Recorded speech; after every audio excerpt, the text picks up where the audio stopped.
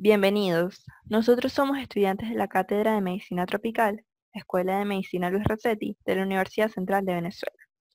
En esta ocasión les estaremos presentando el tema tricuriasis. Trichuris trichiura es un nematodo helminto, pues parte de su ciclo se desarrolla en el suelo. Este nematodo se transmite por vía oral. Mundialmente se estima que más de 1.000 millones de personas, y esto es un 16% de la población mundial, están infestadas por al menos una de las 4 especies más importantes de nematodos intestinales, los cuales son Ascaris lumbricoides, Necator americanus, Ancylostoma duodenal y Trichuris trichiura. Otras estimaciones calculan que al menos 800 millones de personas en todo el mundo están infestadas por este tricocéfalo, y que de estas, al menos 100 millones de personas pertenecen a Latinoamérica y el Caribe. Su distribución geográfica se ve condicionada por el clima, las condiciones sanitarias y los hábitos de comportamiento humano. Por ejemplo, los huevos se hacen infectivos solo en suelos cálidos y húmedos, tales como los que se encuentran en países tropicales y subtropicales. Y además, las tasas de infestación son, por supuesto, mucho más altas en las áreas en las que se emplean excrementos humanos y aguas fecales para abonar los cultivos. Así pues, tenemos que estos 4 helmintos constituyen un importante problema sanitario en muchas zonas del mundo, en particular entre la población más pobre de los países en desarrollo. Forma parte de las enfermedades tropicales desatendidas. Su control y eliminación es reconocido como una prioridad a alcanzar en las metas de desarrollo del milenio de las Naciones Unidas. Debido a su efecto profundamente negativo sobre el crecimiento físico y el desarrollo emocional, asistencia, rendimiento escolar e incluso productividad económica, Ascaris trichuris encinaria son los objetivos de una de las iniciativas en salud pública más importantes del mundo, la cual consiste en la administración a gran escala de fármacos antihelmínticos a través de programas escolares y de programas comunitarios.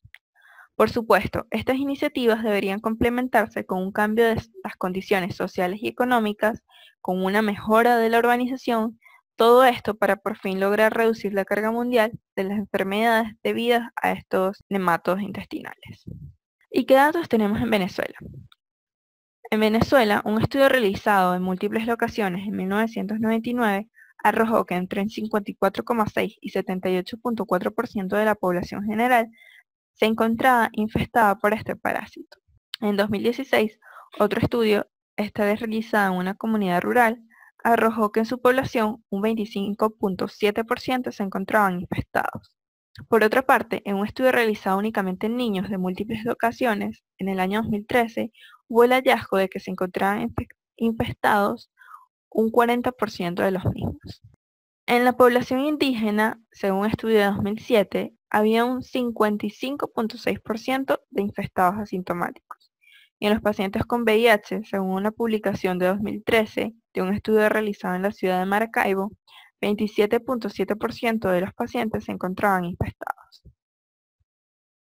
En resumen, según esta compilación de estudios, en la población general, el porcentaje de infestados se encuentra entre 25,7 y 78,4%, y en niños entre 23,5 y 41,8%. Aspecto del parásito. Encontramos primero los huevos. Los huevos tienen una forma elíptica. Su color es pardo debido a la pigmentación de las heces. Tienen una medida de 50 a 55 micrómetros por 20 a 25 micrómetros. Sus polos tienen un engrosamiento mucoide transparente que son tapones mucosos, son eliminados en las heces en forma no embrionada. Sus requerimientos en los suelos son arcillosos, arenosos, una temperatura de 20 a 30 grados centígrados y una humedad mayor a 50%. Su desarrollo de la forma infectante es entre 2 a 3 semanas. En las larvas tenemos que se desarrollan de L1 a L4. Y los adultos podemos encontrar que también son llamados tricocéfalos. Es un gusano cilíndrico blanquecino, tamaño medio. Tiene forma de látigo, un tercio anterior delgado, fino, y los 2 tercios posteriores son gruesos. Tiene un aparato digestivo, el cual consta de bocas, no tiene labios en el extremo anterior, un esófago, músculo musculoso y delgado en la porción anterior, con esticocitos en la porción posterior que forman el esticosoma, intestino y recto, y la hembra tiene ano y el macho cloaca. Los sexos son separados, su vida media es de 5 a 10 años. La hembra mide de 35 a 50 milímetros y tiene un extremo posterior grueso y recto, como podemos observar en la imagen, y el macho mide de 30 a 45 milímetros y tiene un extremo posterior enrollado ventralmente con espícula copulatriz en la cloaca. Ciclo de la gente. Los huevos fertilizados son liberados al suelo con las heces de un individuo parasitado. En los suelos permanecen por 2 a 3 semanas y, si hay condiciones adecuadas, maduran, desarrollándose en su interior el primer estadio larvario, constituyendo la forma evolutiva infectante. El hombre ingiere los huevos maduros cuando estos contaminan agua y alimentos. Los huevos ingresan al tracto gastrointestinal y en el estómago, por acción de los jugos gástricos, se debilita su cubierta.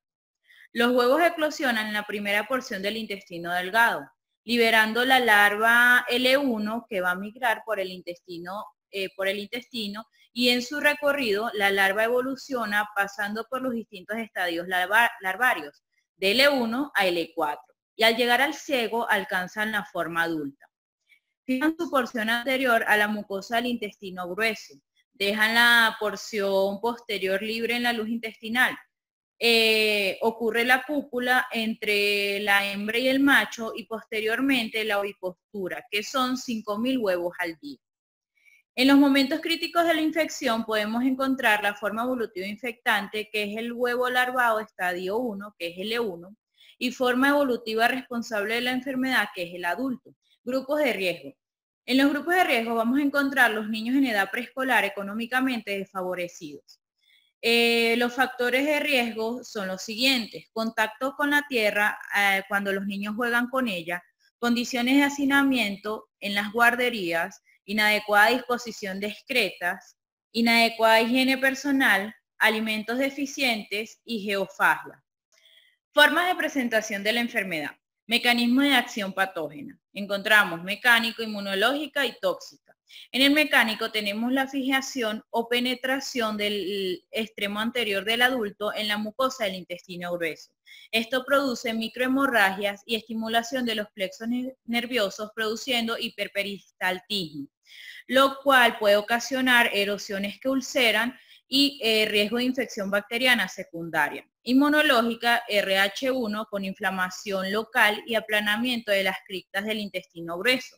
Y tóxico, proteasas, proteína de 42 KD, necesaria para el ataque al epitelio de la mucosa. Manifestaciones clínicas. Encontramos asintomáticos y sintomáticas. Los sintomáticos dependen de la carga parasitaria. Cuando la intensidad es moderada, se encuentra diarrea acuosa ocasional, dolor abdominal en el marco colónico tipo cólico y espasmos. También podemos encontrar náuseas y vómitos, anorexia y pérdida de peso. Cuando la intensidad es grave, cuando es una infección masiva, encontramos el síndrome disenteriforme, dolor tipo cólico, tenesmo rectal y pujo. En las complicaciones se encuentra el prolapso rectal, el cual es especial en niños desnutridos. Puede tener la mucosa rectal inflamada y sangrante. En los niños se presenta la anorexia, astenia, palidez, desnutrición, anemia hipocrómica, pérdida de peso y crecimiento deficiente, lo cual puede ocasionar la muerte si es grave. Ok, en cuanto a lo que es el diagnóstico, tenemos 4 maneras de hacerlo. Tenemos el diagnóstico clínico, que va a depender específicamente de la sintomatología del paciente. Tenemos el diagnóstico epidemiológico, el cual va a depender de las condiciones que requiere el parásito para poder ocasionar la infección. Tenemos el diagnóstico parasitológico y tenemos los exámenes complementarios.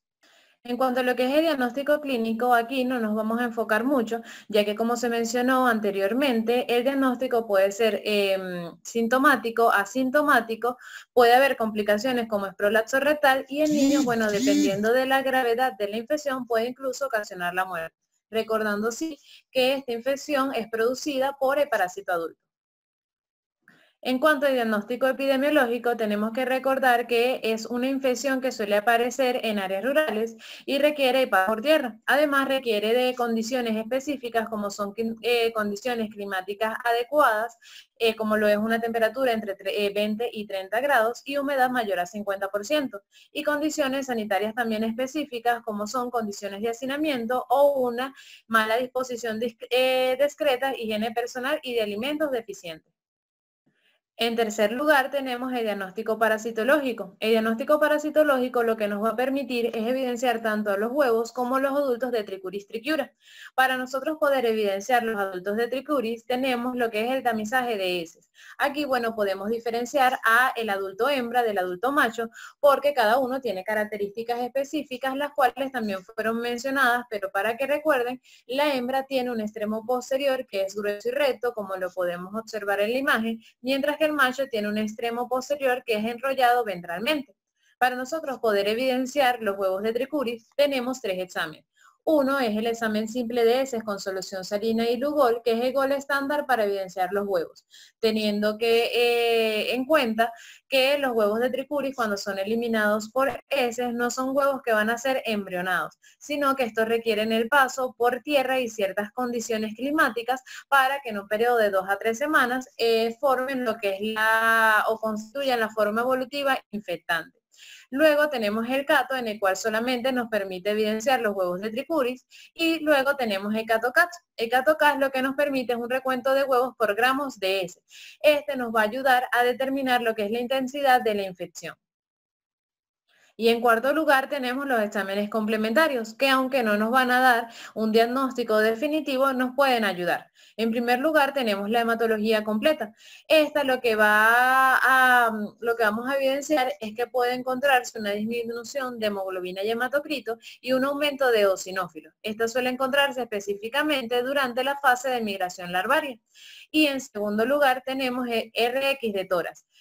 Bueno, aquí podemos observar un patrón de neumonitis y al igual que en la hematología, solamente lo vamos a encontrar o evidenciar durante la fase de migración larvaria. El tratamiento. La dosis única de albendazol, mebendazol y palmatopirantel curan menos del 50% de las personas con infestación por tricocéfalo. Y la reducción en la tasa delmíntica puede ser inferior al 60%. Parece que la eficacia del tratamiento disminuye a medida que aumenta la intensidad de la infestación. En los casos de infestaciones graves, la eficacia puede ser aumentada debido a la duración del ciclo del tratamiento. En las infestaciones leves y moderadas son más eficaces 3 días de albendazol a 400 miligramos diarios por vía oral o mebendazol 100 miligramos 2 veces al día. Pero para las infestaciones graves, los ciclos de 5 a 7 de albendazol o la combinación de albendazol e ivermectina dan lugar a la tasa de curación más elevada y a la mayor reducción en la intensidad de la infestación. Prevención y control de la tricuriasis. La infestación de los helmintos se previene mediante la utilización de fuentes de abastecimiento de aguas seguras, la preparación de los alimentos en condiciones adecuadas de limpieza, el lavado de manos y el uso de calzado. Tomando en cuenta lo que cuesta la provisión de fuentes de agua seguras y las condiciones higiénicas adecuadas en comunidades enteras, en la actualidad los esfuerzos mundiales se han centrado en la administración de intervalos regulares de fármacos helmínticos a las poblaciones de riesgo, con la intención de mantener las cargas helmínticas individuales en niveles inferiores a los que generan morbilidad y mortalidad. Esta estrategia está basada en estudios en los que se propone que la desparasitación regular en niños y en poblaciones de riesgo, como los niños preescolares, las mujeres embarazadas y las mujeres en edad fértil, pueden prevenir y corregir casos de malnutrición, anemia de deficiencia de hierro, afectaciones en el crecimiento, escaso rendimiento escolar y mal pronóstico de los embarazos. No obstante, el metaanálisis de los ensayos sobre el efecto de los antihelmínticos sobre estos resultados se ha llegado a la conclusión que no son suficientes para demostrar una respuesta clara y que se necesitan más estudios. Es poco probable que la administración de fármacos logre por sí sola la eliminación de la transmisión de los helmintos, sin la higiene, el suministro de aguas limpias, la educación sanitaria y el desarrollo económico generado correspondientes. Muchas gracias por su atención.